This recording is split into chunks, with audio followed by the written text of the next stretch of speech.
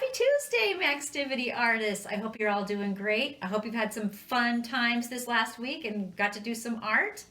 Today we're going to do another art project. It has to do with spring and it has to do with trees.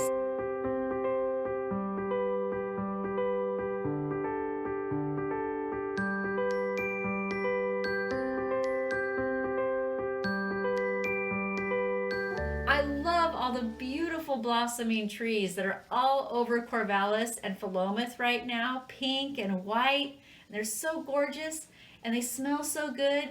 And when the wind blows and the petals fall, it's like snow drifting to the ground.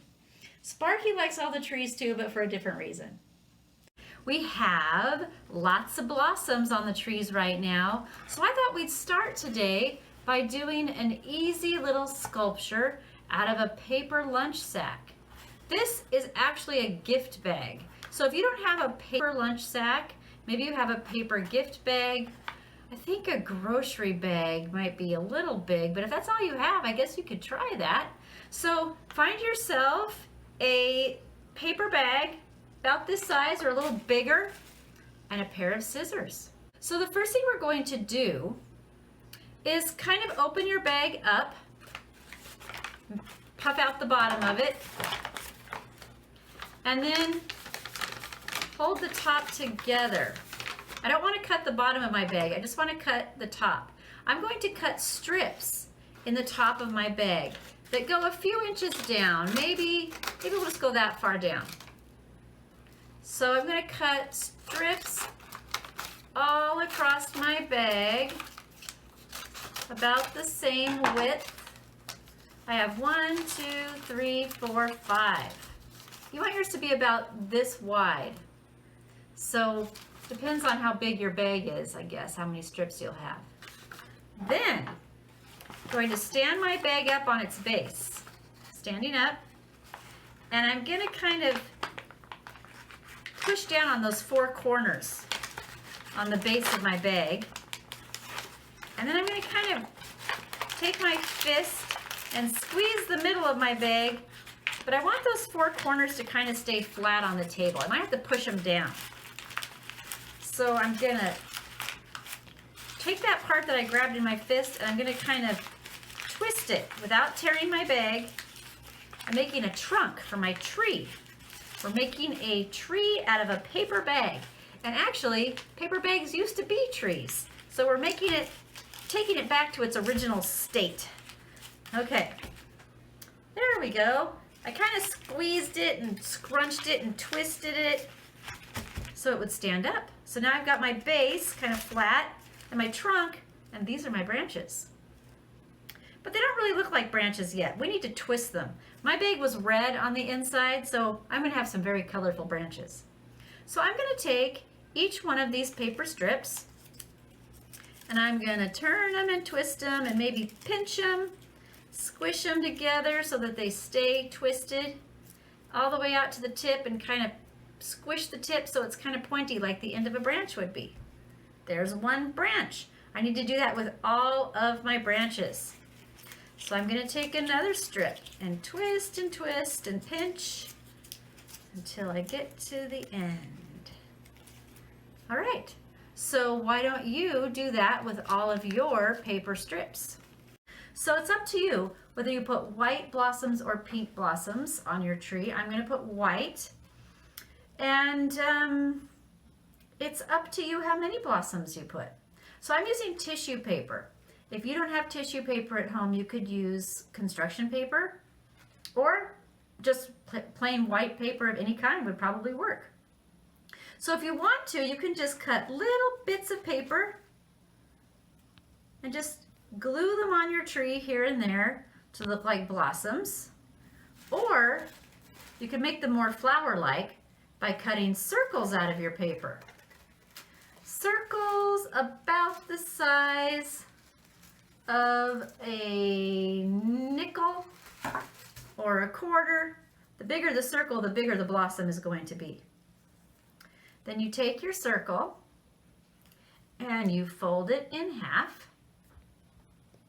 Then you fold it in half again. Then you take the little point right there, and you kind of pinch it and fold it, kind of fold it in half again by pinching it, and you've got this little flowery looking thing. So then take your glue and put a dab of glue on your branch and stick your flower on. And you just put those little flowers all over your tree, and you'll have a beautiful blossoming tree. So now we have a lovely little sculpture of a blossoming tree in the springtime.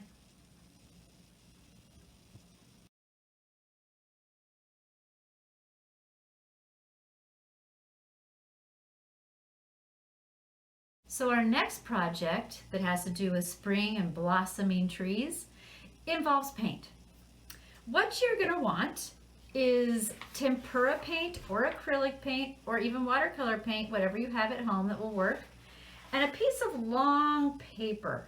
I didn't have any long paper, so I taped 2 pieces of drawing paper together.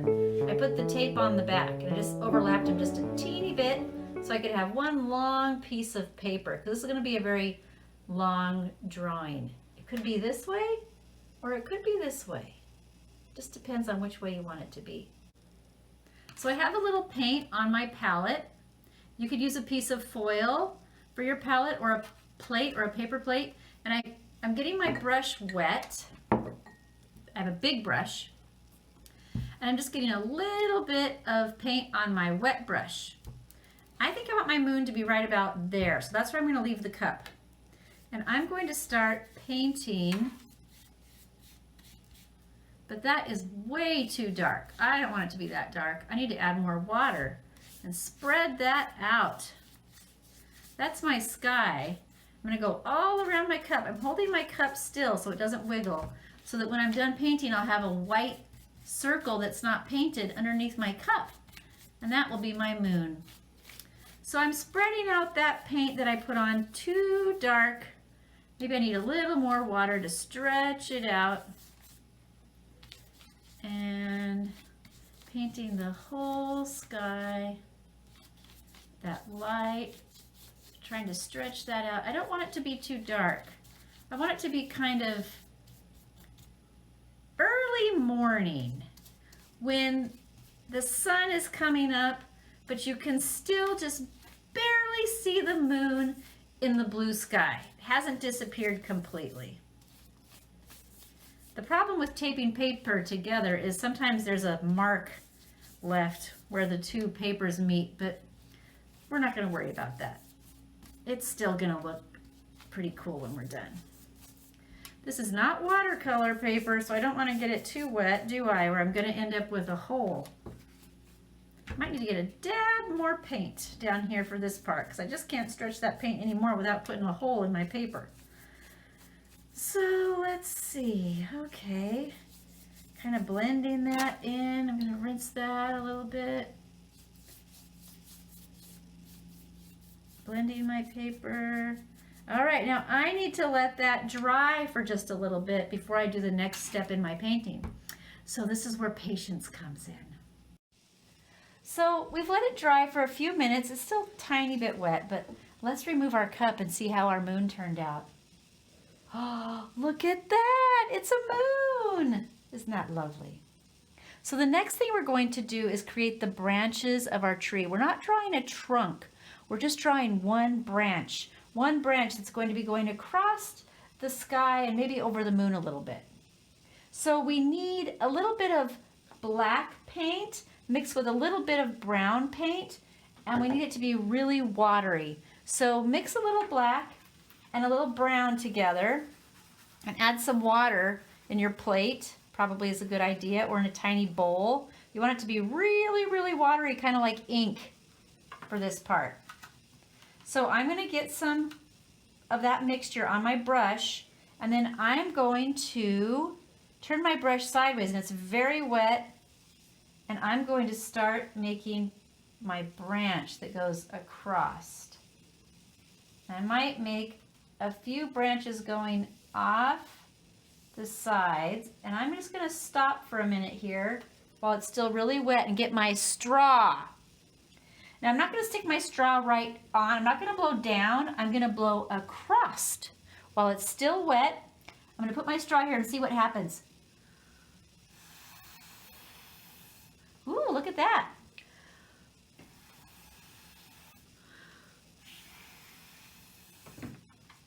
It's a little too wet right there.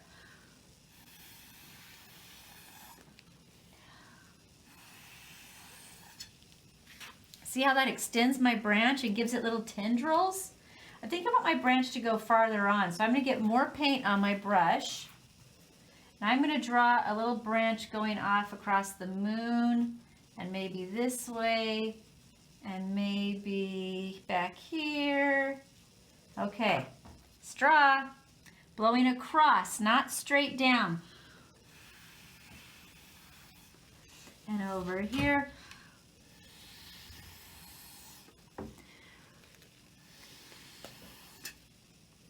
And this is a big puddle. Sometimes you get some interesting formations. It's a little bit like watercolor, but it makes some interesting shapes. I think my branch is a little thin here. I'm gonna make it thicker back here because this is where my branch attaches to the tree. So I'm just gonna fill that in a little bit, make my branch. That's a little bit. Great.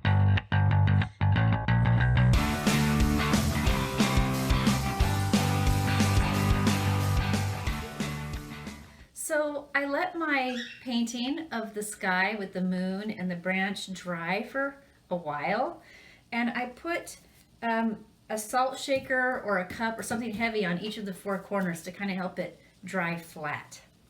So now that it's dry, I can paint my blossoms without all the paint getting all mixed together.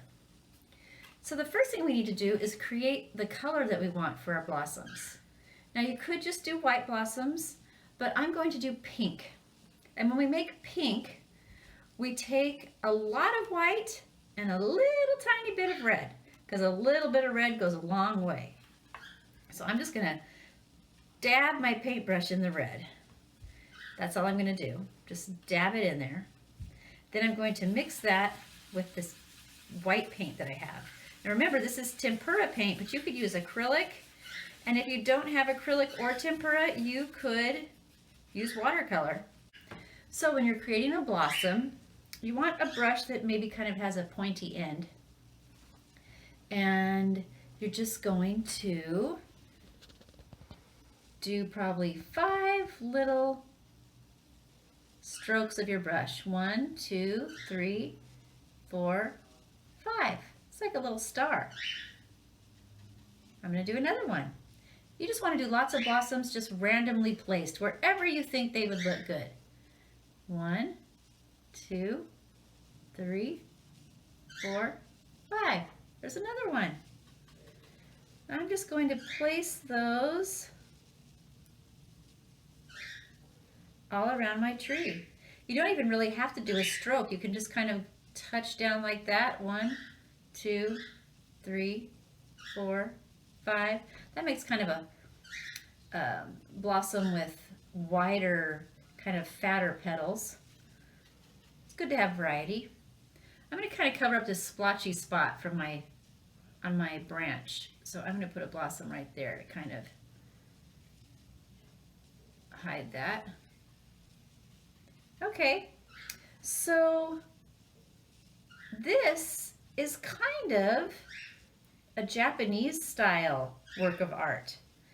The reason that I taped the 2 pieces of paper together is so that it would be long and it would look like a Japanese scroll, because traditionally the Japanese tended to paint on scrolls, and instead of hanging them up on their walls like we do with art, they would roll them up and put them away in a cupboard, and when company came over and they wanted to show them, they would get it out and put it on a table and unroll it and look at their scroll. Sometimes they hung them on the wall, but mostly they just kept them like on a bookshelf kind of.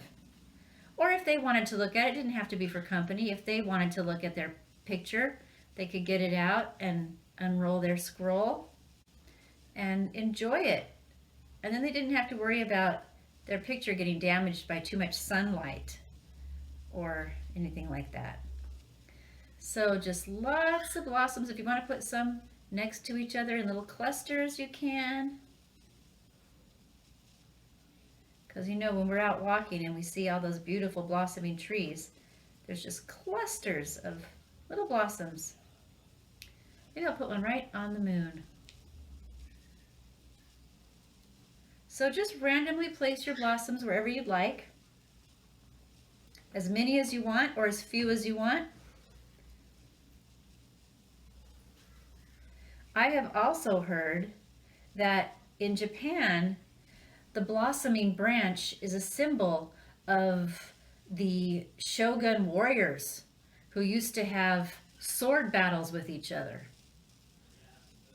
And the blossoms represent how fleeting life is, and how if you get in a sword battle with someone, your life could be even more short than and fleeting than maybe a blossom on a tree that only lasts for a few weeks. All right, I'm going to stop there with my blossoms.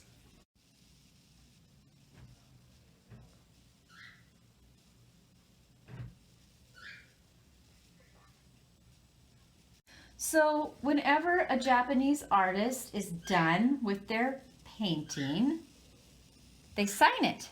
But they don't sign it the way that people in Europe sign their paintings, by writing their name. They would have a little stamp pre-carved, and they would stamp it with their symbol and their initials.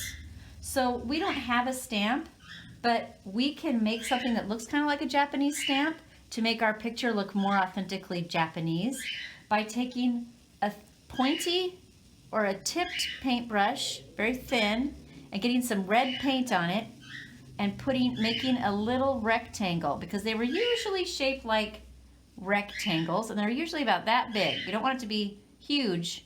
You want it to be pretty small. And maybe you want to round the corners a little bit more. They often had rounded corners.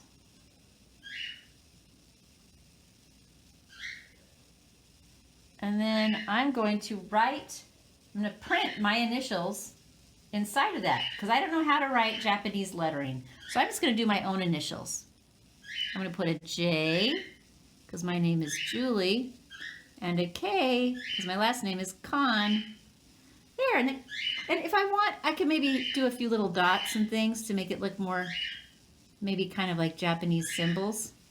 So you can do that on yours too. Make a little rectangle with red paint and put your initials in it. Great! I hope you enjoyed our class on blossoms and blossoming trees. And I hope you have a great week. Hopefully I'll see you Thursday in our Zoom class.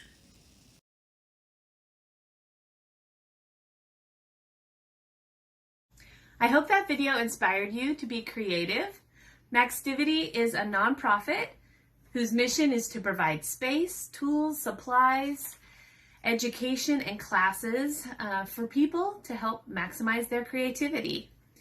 If that was valuable to you and you want to continue to support art, community, a space to be creative for all, then you can go ahead and make a donation. You can visit our website at maxtivitycreative.space and give under Donate and Share.